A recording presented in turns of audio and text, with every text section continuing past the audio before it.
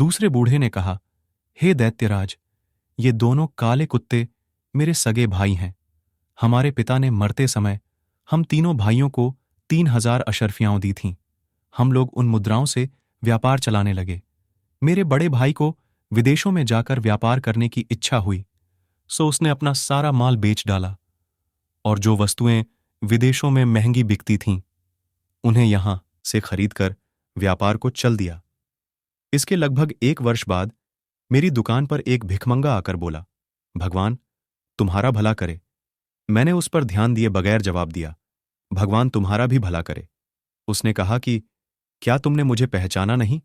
मैंने उसे ध्यानपूर्वक देखा और फिर उसे गले लगाकर फूट फूट कर रोया। मैंने कहा, भैया मैं तुम्हें ऐसी दशा में कैसे पहचानता? फिर मैंने उसके परदेश के व्यापार का हाल पूछा तो उसने कहा कि मुझे इस हाल में भी देखकर क्या पूछ रहे हो? फिर मेरे जोर देने पर उसने वे सारी विपदाएं बताई जो उस पर पड़ी थीं और बोला कि मैंने संक्षेप ही में तुम्हें सब बताया है। इससे अधिक विस्तार से बताऊंगा तो मेरा भी दुख बढ़ेगा और तुम्हारा भी। उसकी बातें सुनकर मैं अपने सभी काम भूल गया। मैंने उसे स्नान कराया और अच्छे वस्त्र मंगाकर उसे पहनाए। फिर मैंने अपना हिसाब देखा तो मालूम हुआ कि मेरे पास 6,000 रुपए हैं। मैंने 3,000 रुपए अपने भाई को देकर कहा कि तुम पिछली हानि भूल जाओ और इस 3,000 से नए सिरे से व्यापार करो। उसने रुपयों को सहर्ष ले लिया और नए सिरे से व्यापार करने लगा और हम सब लोग पहले की तरह रहने लगे। कुछ दिनों बाद मेरे छोटे भाई की इच्छा हुई कि विदेश जाकर व्यापार करे। मैंने उसे बहुत मना किया, लेकिन उसने मेरी बात न मानी और अपना सारा माल बेच बाच करके वस्तुएं खरीद लीं जो विदेशों में महंगी मिलती हैं। फिर उसने मुझसे विदा ली और एक कारवां के साथ जो विदेश जा रहा था रवाना हो गया।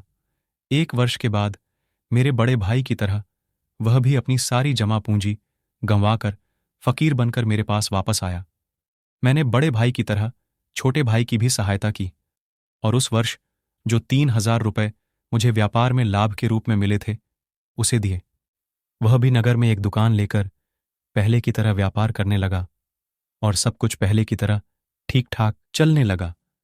कुछ समय बीता था कि मेरे दोनों भाइयों ने मुझसे कहा, हम सभी लोग विदेश जाकर व्यापार करें।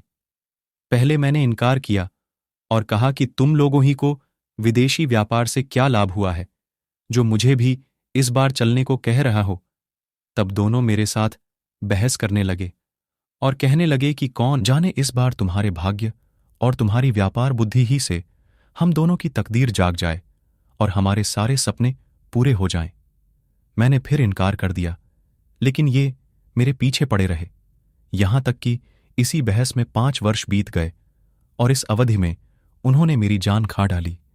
तंग आकर मैंने उसकी बात मान ली। मैंने व्यापार के लिए आवश्यक वस्तुएं मोल ले लीं। उसी समय मुझे झांत हुआ कि मेरे भाइयों ने मेरा दिया हुआ धन खर्च कर डाला है और उनके पास कुछ नहीं बचा। मैंने इस पर भी उनसे कुछ नहीं कहा। उस समय मेरे पास 12,000 रुपए थे। उसमें से आधा धन मैंने दोनों को दे दिया और कि भाइयों, बुद्धिमानी और दूरदर्शिता इसी में है कि हम अपना आधा धन व्यापार में लगाएं और आधा अपने घर में छोड़ जाएं। अगर तुम दोनों की तरह इस बार भी हम सबको व्यापार में घाटा हो तो उस समय घर में रखा हुआ धन काम आएगा और हम लोग उसे व्यापार में लगाकर अपना काम चलाएंगे। चुनांचे मैंने उन्हें 3-3 हजार रुपए दिए और इतनी ही राशि अपने लिए रखी और बाकी 3,000 रुपए अपने घर में एक गहरा खोदकर उसमें दबा दिया। फिर हमने व्यापार की वस्तुएं खरीदी और जहाज पर सवार होकर एक अन्य देश को निकल गए। 1 महीने बाद हम कुशलतापूर्वक एक नगर में पहुंचे और व्यापार आरंभ किया।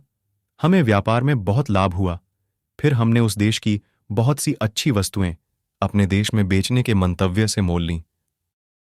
जब हम उस स्थान पर लेन देन कर चुके और जहाज पर वापस आने के लिए तैयार हुए तो एक अत्यंत सुंदर स्त्री फटे पुराने कपड़े पहने हुए मेरे सामने आई। उसने जमीन पर गिरकर मुझे सलाम किया, मेरा हाथ चूमा और मुझसे निवेदन किया कि मेरे साथ विवाह कर लो। मैंने इस बात को उचित न समझा और इनकार कर दिया। लेकिन वह गिड़गिड़ाती और मिन्नतें करती रही। अंत में मुझे उसकी निर्धनता पर दया आ गई और मैंने उसकी प्रार्थना स्वीकार करके उसके साथ विधिवत विवाह कर लिया और उसे अपने साथ जहाज पर चढ़ा लिया। मैंने रास्ते में देखा कि वह केवल सुंदरी ही नहीं, अत्यंत बुद्धिमती भी है। इस कारण मैं उससे बहुत प्रेम करने लगा। किंतु मेरे इस सौभाग्य को देखकर मेरे दोनों भाई जल मरे और मेरी जान के दुश्मन हो गए। उनका विद्वेष यहां तक बढ़ा कि एक रात जब हम दोनों सो रहे थे, उन्होंने हमें समुद्र में फेंक दिया। मेरी पत्नी में जैसे कोई अलौकिक शक्ति थी। ज्यों ही हम दोनों समुद्र में गिरे, वह मुझे एक द्वीप पर ले गई। जब प्रभात हुआ तो उसने मुझे बताया कि मेरे कारण ही तुम्हारी जान बची है। मैं वास्तव में परी हूं।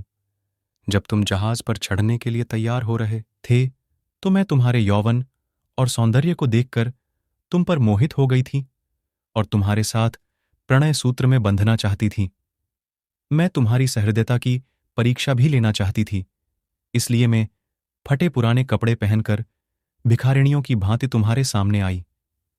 मुझे इस बात की बड़ी प्रसन्नता हुई कि तुमने मेरी इच्छा पूरी की। तुमने मेरे साथ जो उपकार किया है उससे मैं उतारण होना चाहती हूं, किंतु मैं तुम्हारे भाइयों पर अत्यंत कुपित हूं और उन्हें जीता न छोड़ूंगी। उसकी बातें सुनकर मुझे घोर आश्चर्य हुआ। मैंने उसका बड़ा एहसान माना और अत्यंत दीनतापूर्वक कहा कि तुम मेरे भाइयों को जान से न मारो। यद्यपि उन्होंने मुझे बड़ा कष्ट पहुंचाया है, तथापि मैं यह नहीं चाहता कि उन्हें ऐसा कठोर दंड दिया जाए। मैं जितना ही अपने भाइयों की सिफारिश करता था, उतना ही परी का क्रोध उन पर बढ़ता जाता था। वह कहने लगी कि मैं यहां से उड़कर जाऊंगी और उन दूतों समेत उनके जहाज को डुबो दूंगी। मैंने फिर उसकी खुशामद की और उसे परमेश्वर की सौगंध देकर कहा कि तुम उन्हें इतना कड़ा दंड न देना। सज्जनों का काम यही है कि वे बुराई के बदले भलाई करें। तुम अपने क्रोध को ठंडा करो, और यदि तुम उन्हें दंड ही देना चाहो तो मृत्यु दंड के अतिरिक्त जो दंड चाहो दे दो। मैं उसे इस तरह समझा, बुझा और मना रहा था कि उसने एक क्षण में मुझे उड़ाकर मेरे मकान की छत पर पहुंचा दिया और स्वयं अंतर्ध्यान हो गई। मैं छत से उतरकर घर के अंदर आया। फिर मैंने घड़े से अपने दबाए हुए 3,000 रुपए निकाले और दुकान में जाकर फिर कारोबार करने लगा। जब मैं दुकान से घर को वापस आया तो मुझे यह देखकर आश्चर्य हुआ कि मकान के अंदर 2 काले कुत्ते मौजूद हैं। मुझे देखकर वे दुम हिलाते हुए मेरे पास आए और मेरे पांवों पर सर रखकर लौटने लगे। उसी समय वह परी मेरे घर में आई और मुझसे बोली कि इन कुत्तों को देखकर घबराना नहीं, ये तुम्हारे दोनों भाई हैं। यह सुनकर मेरा तो खून ही सूख गया। मैंने दुखी होकर परी से पूछा कि ये कुत्ते कैसे बन गए। उसने कहा, मेरी एक बहन है जिसने मेरे कहने पर तुम्हारे जहाज को माल असबाब समेत डुबो दिया और तुम्हारे भाइयों को 10 वर्ष के लिए कुत्ता बना दिया। यह कहकर परी अंतर्ध्यान हो गई। जब 10 वर्ष व्यतीत हो गए तो मैं अपने भाइयों को साथ लेकर इधर आ निकला और इस व्यापारी तथा इस हिरनी वाले वृद्ध को देखकर यहां रुक गया। यही मेरी कहानी है। हे दैत्यराज, आपको यह कहानी आधुत लगी या नहीं? दैत्य ने कहा, वास्तव में तेरी आपरबीती बड़ी अद्भुत है। मैंने व्यापारी के अपराध का 2/3 भाग भी माफ कर दिया। इस पर तीसरे बूढ़े ने इन दोनों की तरह दैत्य से कहा कि अब मैं भी अपना वृत्तांत आपसे कह रहा हूं। यदि आप इसे भी अद्भुत पाएं तो कृपया व्यापारी के अपरा का बाकी 3/4 भाग भी क्षमा कर दें। दैत्य ने यह बात स्वीकार की